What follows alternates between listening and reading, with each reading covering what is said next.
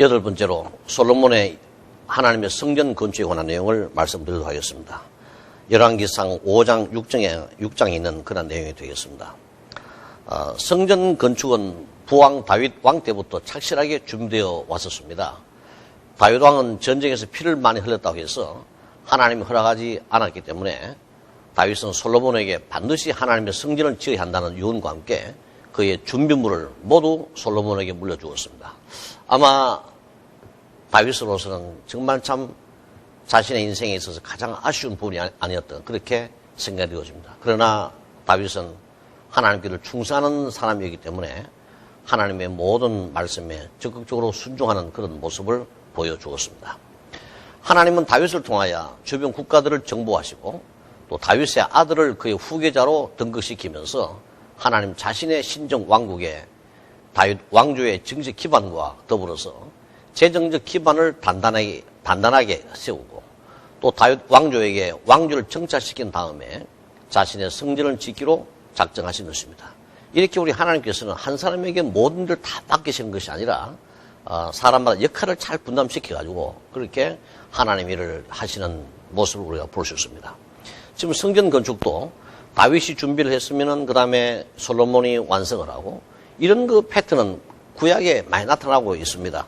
이를테면은 이 이스라엘 민족의 이 구원에 관한 문제도 모세가 이스라엘 민족을 이끌어내가지고 모압 평지까지 데려다 놓으니까 그 다음에 하나님께서는 여호수아를 통해가지고 가나안 땅을 정복해가지고 이제 정착시킨 그런 사실을 본다든지 그 다음에 또 우리가 살펴보겠습니다만은 엘리야와 엘리사의 관계라든지 또 신약에 가면은 세례 요한과 예수님의 관계라든지 이렇게 짝을 이루어서 하나님께서 일하심을 볼 수 있습니다.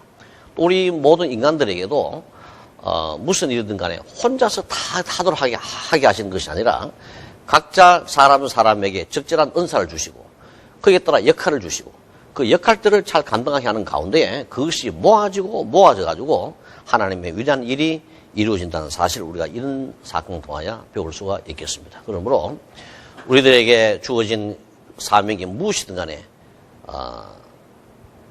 그것을 최선 다하는 바로 거기에 우리의 인생의 의미와 가치를 부여한다고 생각합니다. 혼자서 다 하려는 그런 욕심스러운 마음을 갖지 않는 것이 중요하지 않겠나 생각을 합니다. 우리 개인의 이름을 날리고 안 날리고 이 문제는 2차적인 문제고 우리가 하나님에게 쓰임받아가지고 하나님의 이름이 드러나고 하나님의 뜻이 이루어지고 하나님께 영광 돌리는 바로 그것이 우리의 인생의 본질임을 잘 명심하고 인생을 사는 바로 그것이 하나님 기뻐하는 인생이고 또한 지혜로운 인생이라 저는 그렇게 생각을 해봅니다. 자, 어쨌건 솔로몬은 부왕의 유언을 통하여 이러한 사실 너무나도 잘 알고 있었습니다. 이제 솔로몬은 하나님의 성전을 짓기로 작정하고 본격적으로 착수하기로 한 것입니다. 자, 이 성전 건축에 대한 이 정치 사회적 의의를 잠시 한번 생각해 보도록 하겠습니다. 솔로몬이 성전 건축을 짓는 데는 아주 단순히 부왕 다윗의 유언을 성취하는 그 이상의 의미를 갖고 있었습니다. 이스라엘의 언약에 종종하신 여호와의 성전은 신정 왕국으로서 이스라엘의 존재의 기반입니다. 또한 동시에 다윗 왕조의 정통성과 권위의 바탕이 되기도 했던 것입니다. 그러므로 솔로몬은 이 성전을 가장 화려하고도 멋있게 지으려고 한 것입니다. 그리고 이 성전을 통하여 이스라엘 민족뿐만 아니라 천하 만국의 그 왕국과 왕조의 권위와 위엄 및 영광을 송파할 수가 있고 또 그것을 더 높일 수 있는 그런 기반을 확충하게 된 것이기 때문에 그야말로 이 성전을 짓는 것은 이 국제 정치 사회에 있어서도 매우 중요한 의의를 갖고 있다. 그렇게 우리가 평가할 수가 있겠습니다. 또한 이 성전 건축은 특별히 구속사적으로 볼 때 아주 중요한 의의를 가지고 있습니다. 구속사는 여러분들이 흔히 많이 들으신 줄 압니다만은 사실은 일반적으로 흔히 말하는 그런 믿음의 역사만은 아닌 것입니다. 이 구속사란 실제적인 역사입니다. 그런데 하나님께서는 실제적인 역사를 활용해가지고 하나님의 이 창조의 목적을 성취한다는 그러한 중요한 기능을 갖고 있는 것입니다. 천지 창조를 하나님 하실 때 분명히 창조에 대한 목적을 가지고 계시다는 것입니다. 그런데 그 천지 창조의 목적이 인간이 타락하고 난 다음에 성취할 수 있는 여러 가지 여건이 되지 못했을 때 하나님께서는 인간과 다시금 언약을 맺고 범죄한 인간을 활용해가지고 창조의 모든 목적을 성취하는 그러한 모든 역사가 곧 구속의 역사라. 우리는 그렇게 이해할 수가 있겠습니다. 자, 어쨌든 이 성전 건축은 바로 이런 맥락에서 매우 중요한 의의를 가지게 된다는 것입니다. 먼저 천지 창조와 관계된 문제를 생각해 본다면 이렇습니다. 우리 하나님께서는 원래 하늘과 땅을 창조하시기 이전부터 계셨던 분입니다. 영원부터 존재하시던 분인데 그 하나님이 계시던 바로 그 곳 우리는 너무 신비로워서 알 수가 없습니다. 어쨌든 구약에서는 바로 그것을 또한 동시에 하늘이라 그렇게 이제 지칭하기도 하는 것입니다. 어쨌든 하나님이 천지를 창조하시기 이전부터 계시던 바로 신비로운 세계가 있었는데 하나님께서는 바로 그 세계를 견본으로 해가지고 이 지상의 모든 세상을 창조하신 것입니다. 그리고는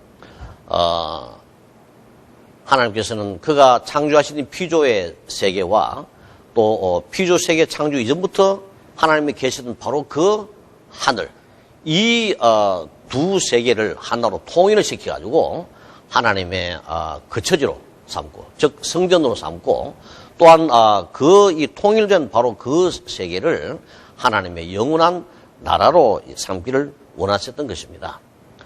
그리고는 하나님께서는 바로 그 성전의 왕으로 좌정하시고 또 그의 나라를 영원토록 다스리시면서 그의 모든 피조물로부터 존귀와 찬양과 영광을 받으시기를 도모하셨던 것입니다. 바로 이런 목적으로 하나님이 천지를 창조하셨죠. 그리고는 그 목적을 성취하기 위해서 하나님은 물론 이 하나님 자신이 단독으로 모든 걸 다 이룰 수 있지만은 하나님은 그렇게 하지 아니하시고 자신의 형상과 모양에 따라 인간을 창조하시고 그 인간과 언약을 맺으시고는 하나님의 모든 창조의 목적을 성취하시기로 작정하신 것입니다. 그래서 우리 하나님께서는 그 인간을 에덴 동산에 두시면서 그들과 이제 언약을 맺으시고 땅을 채우고 땅을 정복해야 할 책임을 부여하시게 된 것입니다. 인간의 이러한 이 땅을 채우고 땅을 정복하는 이런 모든 책임을 이행하는 일련의 과정 속에서 이 모든 피조의 세계가 하나님의 영원한 성전과 나라로 정착이 되어지고 또 영광스럽게 이루어지도록 하신 것입니다. 첫사람 아담은 그에게 주신 아내와 함께 그들의 언약의 주 여호와에게 순종하면서 여호와 앞에서 그들에게 부여된 이 언약의 책임을 성실히 이행하기만 하면은 그들은 영생하면서 하나님을 섬기고 찬양할 수 있는 영원한 축복을 누릴 수가 있게 된 것입니다. 그럼에도 불구하고 아담과 하와는 사탄의 유혹을 받아가지고 그만 하나님의 언약을 어기고 이제 타락해버리고 말았습니다. 그러므로 사실 이 창조 언약을 통해서 하나님께서 성취하시고자 하는 그 창조의 목적이 아주 참 어렵게 되었죠. 이런 상황 속에서 하나님께서는 일단 범죄한 아담과 하와를 한편 징치하시고 또 그들을 저주하셨습니다만은 또 다른 한편으로는 이러한 그 창조의 목적을 성취하기 위해서 이들과 새롭게 언약의 관계를 맺으시고 이들을 통해서 결국은 창조의 모든 목적을 달성하기로 작정하신 것입니다.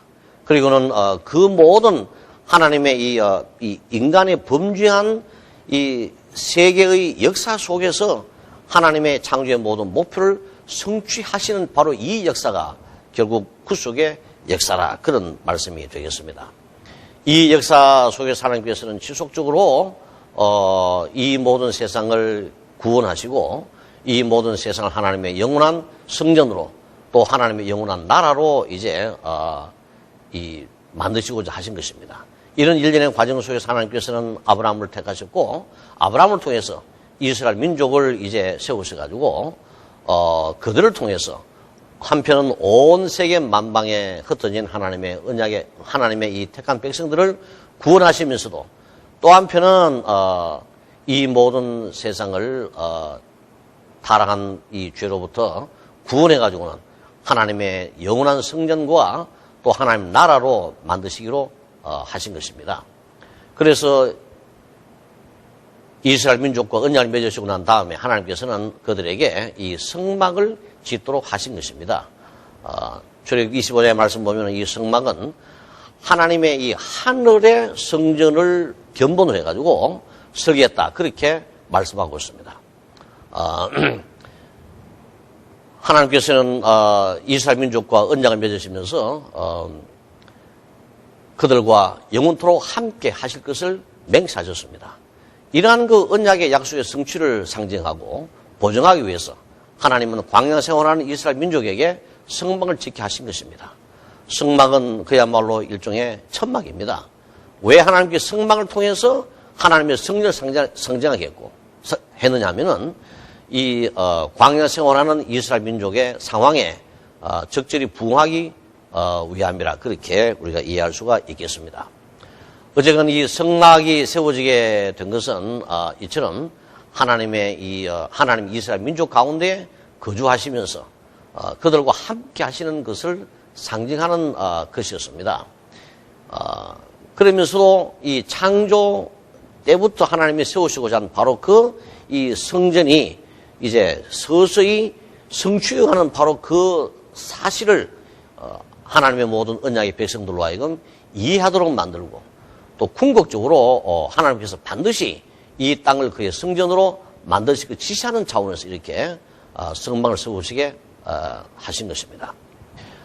이제 이스라엘 민족이 가나안 땅에 들어와서 정착하게 되었을 때 하나님 더 이상 이동하는 하나님의 집이 아니라 정착된 하나님의 집, 성전을 건축하기로 하신 것입니다. 그러므로 솔로몬을 통해 가지고 이러한 성전을 세우는 것은 창조의 목적이 구속의 역사를 통하여 점진적으로 성취되어가는 실제를 보여주고 있는 모습이라 그렇게 이해할 수가 있겠습니다.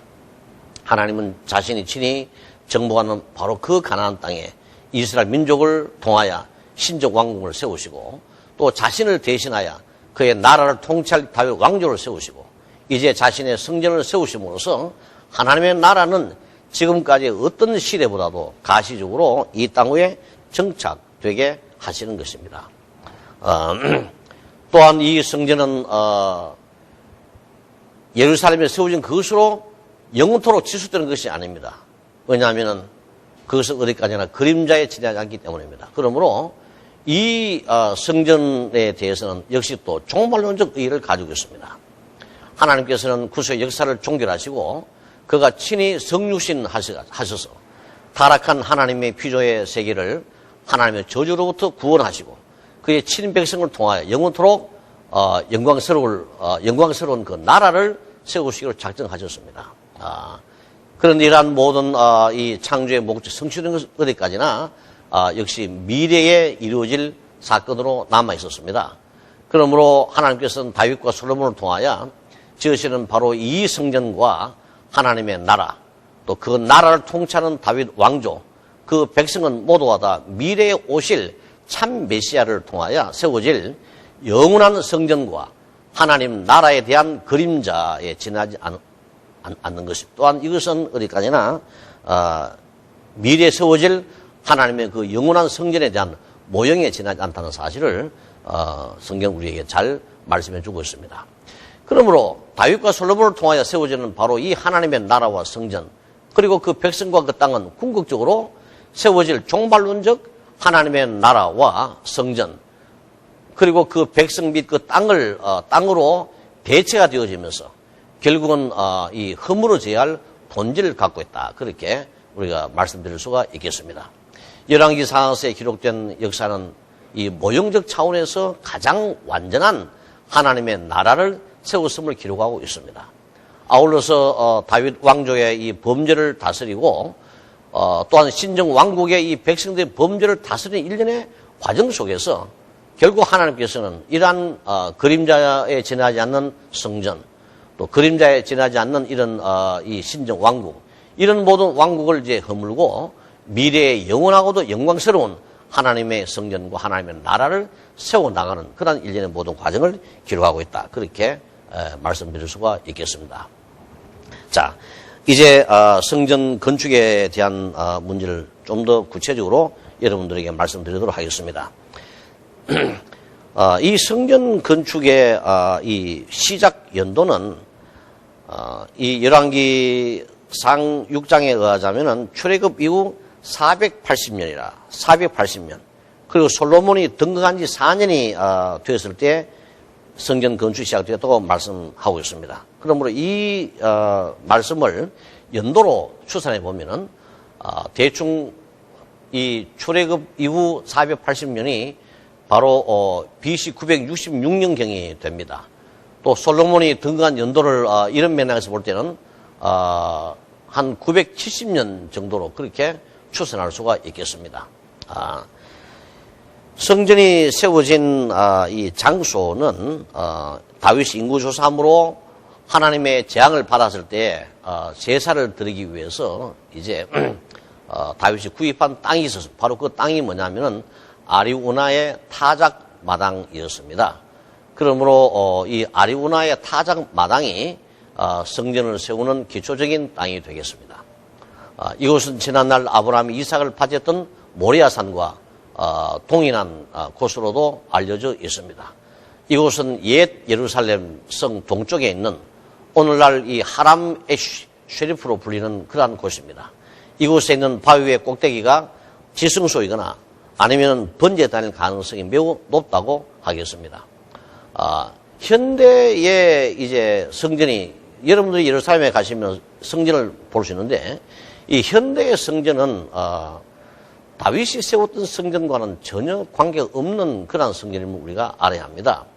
오늘날 이슬람 교도들이 바로 이 바위를 유리로 이제 도움을 만들어가지고 이제 만들어 놓았는데 그 위에 성전을 세워가지고 지금까지 유지하고 있습니다. 그러나 이 성전은 솔로몬이 세운 성전도 아니고 또 이스라엘 민족이 이 바빌론 포로에서 돌아와서 다시 재건한 성전도 아닙니다. 물론 이 성전은 헤롯 시대에 새롭게 재건한 성전도 아닙니다. 이 헤롯 시대에 있었던 그 성전은 예수님의 이 지상 사역 동안에 예수님이 다니는 바로 그 성전이었습니다. 그런데 지금 세워진 성전은 바로 그 성전도 아닌 것입니다. 솔로몬이 세우는 성전이 허물어졌으나 그 외곽 성벽이 남아있으므로 유대인들은 이를 통곡의 벽으로 부르고 있을 뿐입니다. 이스라엘 민족들은 아직도 이 솔로몬의 성전이 새롭게 재건되기를 바라지만은 하나님은 절대로 이 솔로몬의 성전을 재건하지 않을 것입니다. 왜냐하면은 이미 사도 바울이 사도행전 10장에서 말씀하신 것처럼 하나님은 더 이상 사람의 손으로 지은 성전에 계시지 않기 때문인 것입니다. 어디에 계시느냐? 하나님은 예수를 통하여 구원하신 바로 이 세상 전체를 하나님의 성전으로 삼고 또 그리스도의 피로 구속한 그리스도의 피로 모든 죄를 이제 사해 주시고 하나님의 의인으로 삼아 주신 바로 하나님의 이 새 언약의 백성들 곧 오늘날의 성도들을 통해서 하나님의 성전을 이미 지으셨고 그 성전을 지속적으로 이제 확장해 가시고 성숙해 간다는 사실을 말씀하고 있기 때문인 것입니다. 그러므로 여러분들이 예루살렘에 가시더라도 그 성전 바라보면서 언젠가 예수님 재림하시는 바로 그 성전이 우리 기독교인들의 성전을 바뀔 것이다 이런 생각을 해서도 안 될 것이고 하나님은 절대로 이제 예루살렘에 다시는 예전과 같은 그런 성전을 짓지 않는다는 사실을 잘 명심하시길 바랍니다. 오늘날 우리 마음에 성령이 임재해 계시고, 그럼 우리 마음이 하나님의 성전이고, 우리 모든 이 성도들이 함께 회집해 있는 우리 성도들을 하나님께서는 이 성전을 짓는 이 재료로 삼으시고, 이 사람들로 구성해가지고 세워놓은 게 바로 그게 뭐냐면 교회입니다.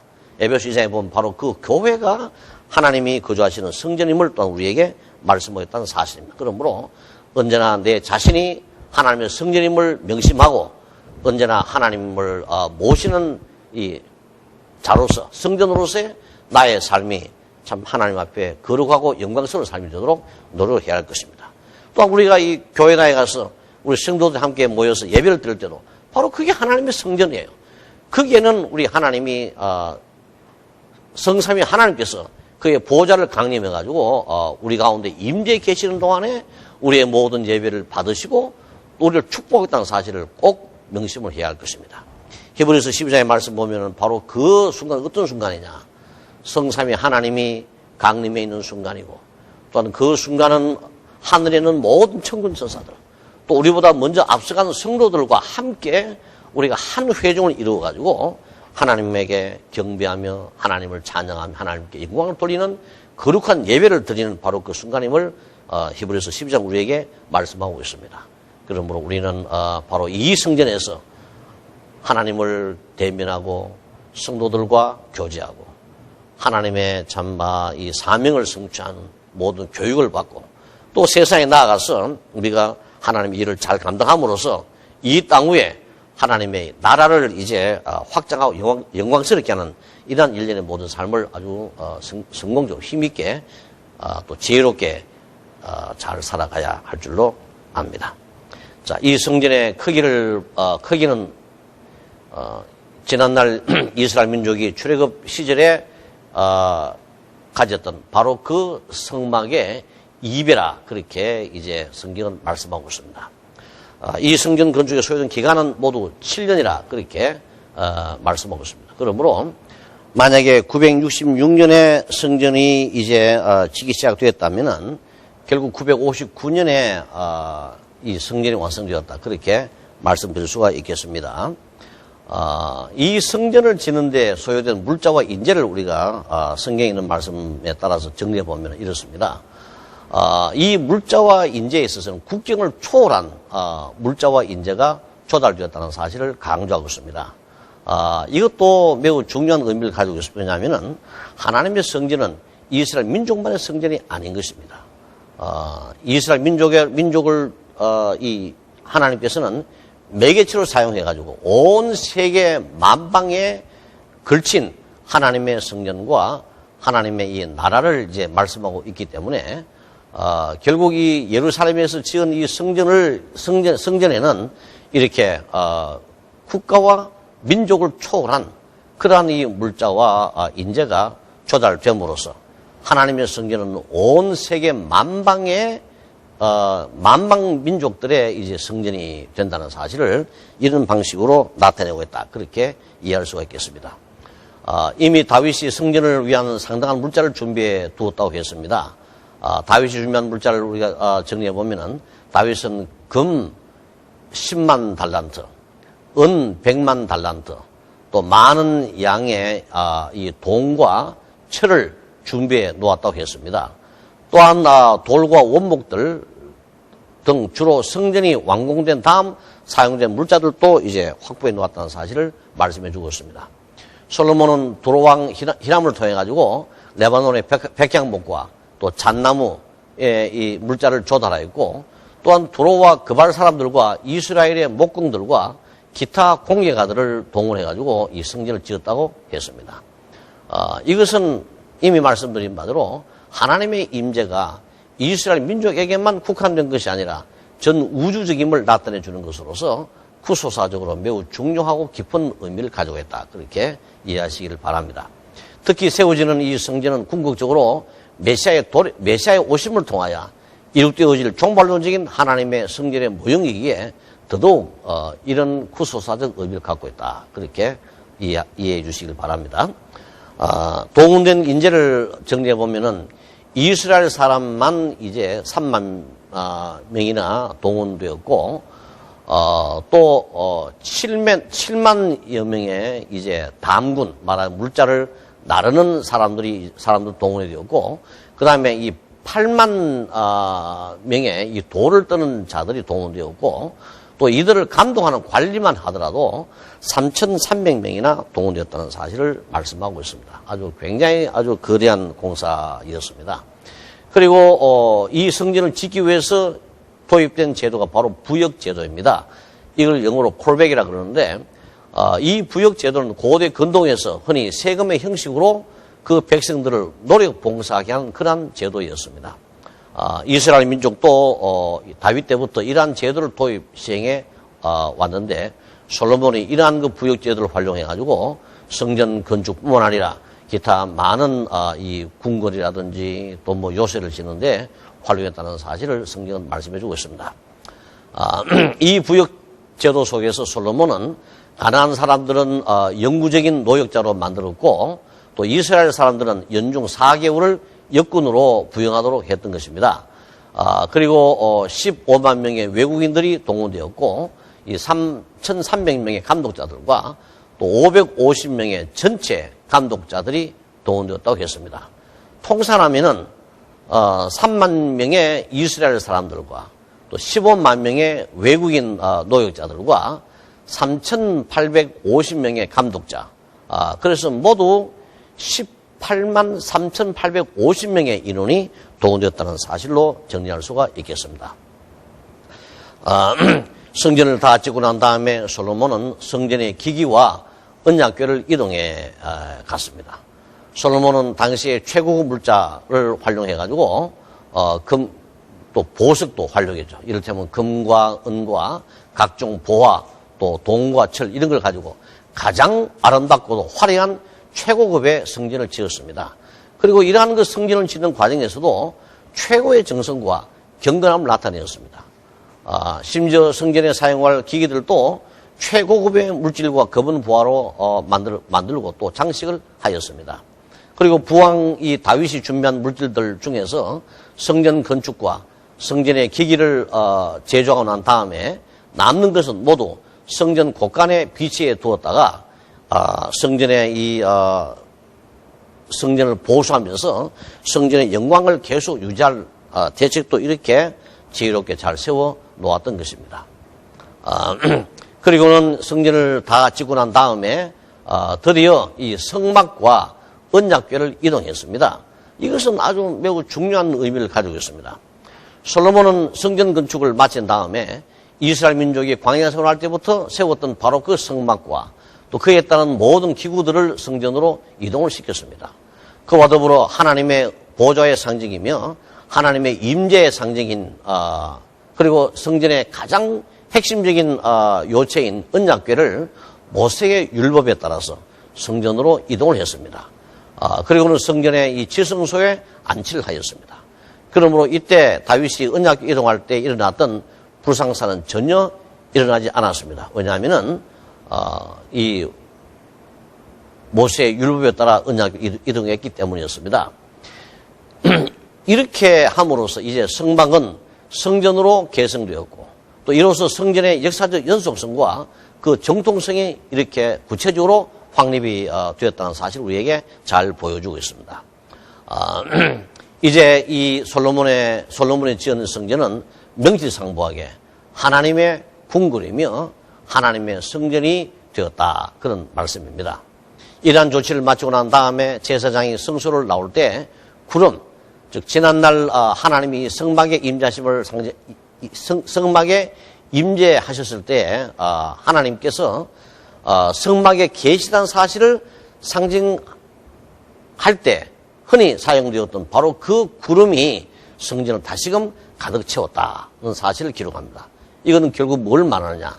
여호와의 영광이 성전에 충만하게 됨으로써 결국 광야 시절의 그 성막이 이렇게 성전으로 이 정통성이 확립됐다는 사실을 이제 말씀해 주고 있다는 것입니다. 이 구름이 하나님의 임재를 상징한다고 해서 성경은 바로 이 구름을 영광의 구름이라 그렇게 부르기도 하는 것입니다.